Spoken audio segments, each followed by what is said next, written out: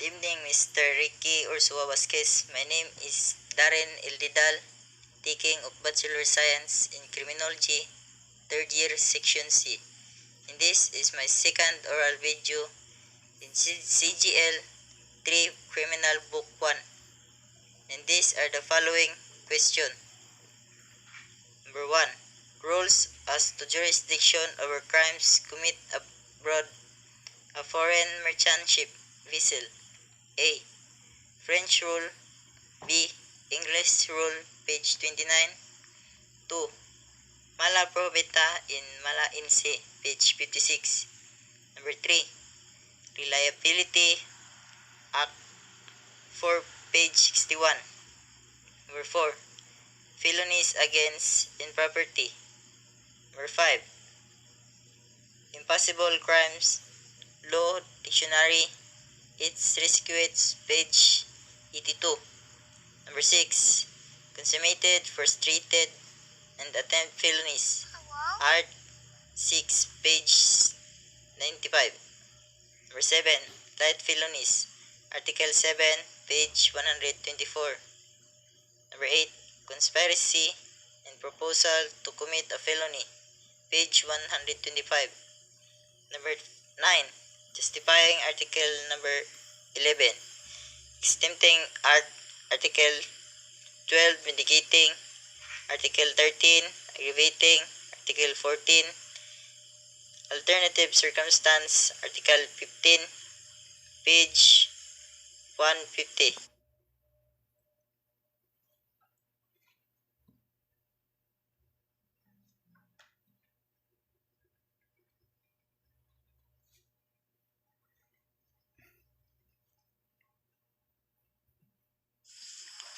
Rules as to jurisdiction over crimes committed aboard foreign vessel. 1. French rule. Such crimes are not terrible in the courts of that country unless their commission affect the peace and security of the territory of the safety of the state is engaged. 2. English rule. Such crimes are terrible in that country unless they merely affect things within the vessel or they refer to the internal management thereof. What is Manila Prohibita? Manila Prohibita means wrong merely because prohibited by statute, a violation of mere rules of convenience designed to ensure a more orderly regulation of the affair of society. What is mala inse? Mala inse means wrongful from their nature, are those serious in their effect on society as to call for unanimous condemnation of its member. Article 4. Criminal reliability. Criminal reliability shall incur 1. By any person committing a felony delito, although the wrongful act done be different from that which he intended. Number 2. By any person performing an act which would be an offense against person or property where is not for the inherent impossibility of its accomplishment or on account of the employment of an adequate or effectual means. Felonies against person and properties. Felonies against person. A. Parasite. Article 246. B. Murder. Article 248. C. Homicide. Article 249. D. Infanticide. Article 255. E. Abortion. Article 256 to 259. E. Duel. Article 260 to 261. G. Physical injuries. Article 262 to 266. H. Rape. Article 266. Felonies against property. A. Robbery. Article 294, 297 to 303. Brigandage. Article 306 to 307. Thief. Article 308, 309 to 311. Desperation. Article 12 to Article 313. Culpable. Insolvents. Article 314. F. Swelling and other receipts. Article 15, 315 to 318. G. Chattel. Mortgage. Article 319. The receipt of inherent impossibility of each accomplishment or on account of employment of the indicate or effectual means impossible crime. Number 1. The commission of the offense against person or property is inherently impossible. Number 2. The means employed is either inadequate or ineffectual. Article 6. Consummated, frustrated, and attempted felonies. A felony is consummated when all the elements necessary for its execution and accomplishment are present, and it's frustrated when the offender performs all the act of execution which should produce the felony as a consequence, but nevertheless do not product it by reason of cause independent of the will of the perpetrator. Number 7. When the light felonies are punished. The light felonies are punished only when they have been consummated, with the exception of those committed against person or property. Article 8. Conspiracy and proposal to commit felony. Conspiracy and proposal to commit felony are punishable only in the case in which the law especially a penalty. Therefore, a conspiracy exists when two or more persons come to an agreement concerning the commission of a felony and decide to commit it.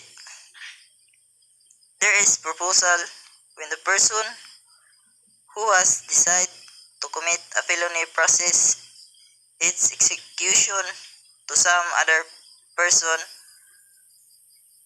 or persons.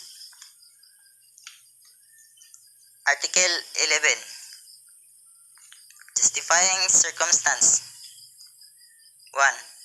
Anyone who acts in defense of his person or right, provide that the following circumstance concur. It is also called self-defense. Article 12. Circumstance with exempt from criminal liability. The following are exempt from criminal liability.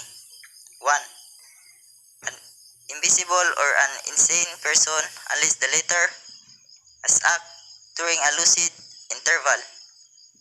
When an imbecile or an insane person has committed an act which the law defines as a felony, the court shall order his confinement in one of the hospital or asylum established from person those afflicted, which he shall not be permitted to live without first obtaining the person of the.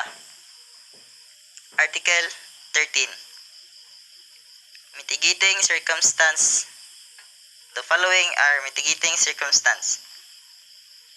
Those mentioned in the preceding chapter when all the requisites necessary to justifying or to exempt from criminal liability in the respective case are not attendant.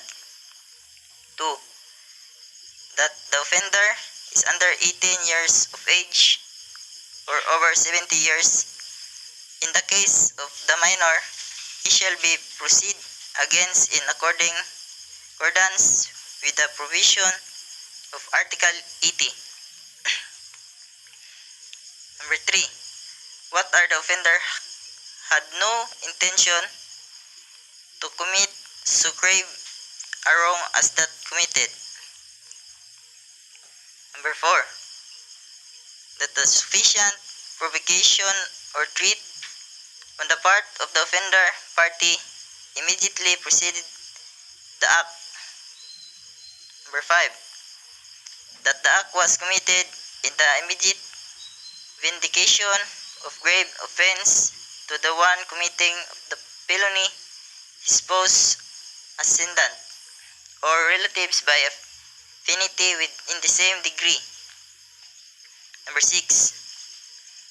That the having accepted upon an impulse so powerful as naturally to have produced passion or obfuscation, that the offender had no voluntarily surrendered himself to a person, authority, or his agent, or that he had voluntarily confessed his guilt before the court prior to the presentation of the evidence of the prosecution.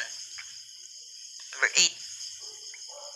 The offender is deaf and dumb, blind, or otherwise suffering some physical defect which thus restricts his means of action, defense, or communication with his felonies being. Number 9. Such illness of the offender as would diminish the exercise of the will power of the offender without however depriving him of the consciousness of his act. Number 10.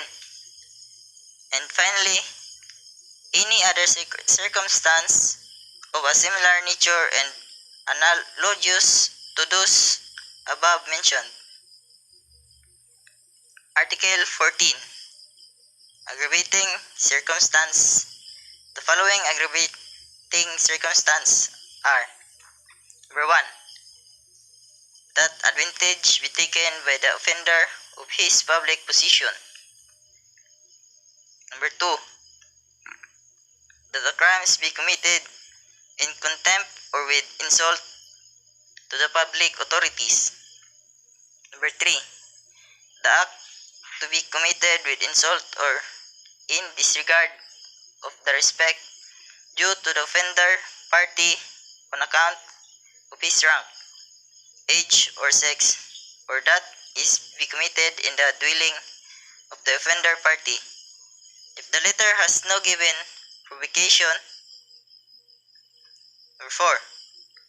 That the act be committed with abuse of confidence or abuse or gratefulness. Number 5. That the crime be committed in the palace of the chief executive or in his presence or where public authorities are engaged in the discharge of their duties or in a place dedicated to religious worship. Number 6. That the crime be committed in the night time or in an inhabited place or by a band whenever such circumstance may facilitate the commission of the offense. Number 7. That the crime be committed on the occasion of a conflagration, shipwreck, earthquake, epidemic, or other calamity or misfortune. Number 8. That the crime be committed with the aid of armed men or person who ensure or afford impunity. Number 9. That the cause is a recidivist. Number 10. That the offender have been previously punished by an offender to which the law attach an equal or greater penalty, or for two or more crimes to which it attach a lighter penalty. Number 11. That a crime be committed in consideration of a peace, reward, or promise. 12. That a crime be committed by means of intimidation, fire, poison, explosion, standing of a vessel, or international damage thereto determined of all locomotive, or by the use of any other artifice involving a great waste and ruin. 13. That the act be committed with evidence premeditation. 14. That the craft, fraud, or disguise by employed. Number 15. That advantage be taken of superior strength or means be employed to awaken the defense. Number 16. That the act be committed with treachery, avevosia. 17. That means be employed or circumstance brought about which add ignominy to natural effect of the act. Number 18. That a crime be committed offender an unlawful entry. 19. There is an unlawful entry when an entrance of a crime shall roof, floor, door, or window be broken. 20. That a crime be committed with the aid of person under 15 years of age by means of motor vehicle, motorized watercraft, airship, or other similar means as amended by RA 5438. 21. That the wrong done in the commission of the crime with deliberately agreement by causing other wrong not necessary for its commission. Article 15. Their concept. Alternative circumstances are those which must be taken into consideration as aggravating or mitigating according to the nature, effect of the crime and other condition attending its commission. They are the relationship, intoxication, and the degree of instruction and the education of the offender. The alternative circumstance of relation shall be taken into consideration when the offender, party in the spouse, ascendant, descendant, legitimate, natural, or adopt, brother or sister, or relative by affinity in the same degree of the offender. The intoxication of the offender shall be taken into consideration as a mitigating circumstance when the offender has committed a felony in a state of execution, if the same is not habitual or subsequent to the plan